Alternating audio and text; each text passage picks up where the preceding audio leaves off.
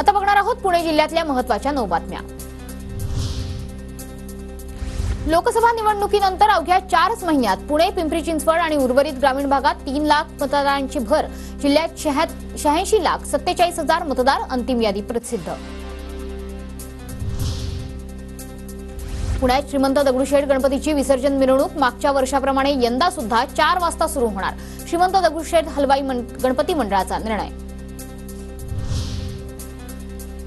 यंदाच्या गणेशोत्सवात ध्वनी प्रदूषण कमी करण्याचे राष्ट्रीय हरित लवादाचे आदेश। ध्वनी प्रदूषण रोखण्यासाठी ध्वनिक्षेपक ढोल ताशा पथकांवर मर्यादा। गणेशोत्सवाच्या पार्श्वभूमीवर पुण्याच्या भोर तालुक्यातील सर्वच गणेश मंडळांची बैठक संपन्न। सर्व गणेश मंडळांनी प्रशासनाला सहकार्य करावं। भोरचे उपविभागीय अधिकाऱ्यांच्या सूचना। मोठ्या बांधकाम प्रकल्पांमध्ये वीज केंद्रांसाठी निश्चित जागा उपलब्ध करून देण्याची महावितरणची अट।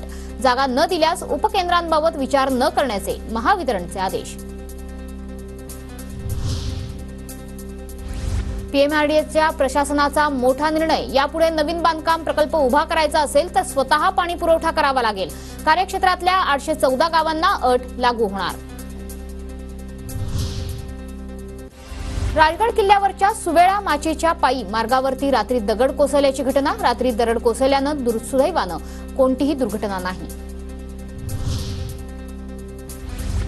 मालवणच्या प्रकारानंतर पुणे महापालिका अलर्ट मोडवर। शहरातील सगळ्या पुतळ्यांचं स्ट्रक्चरल ऑडिट होणार। कोणता पुतळा किती सुरक्षित हे या ऑडिटमधून कळणार।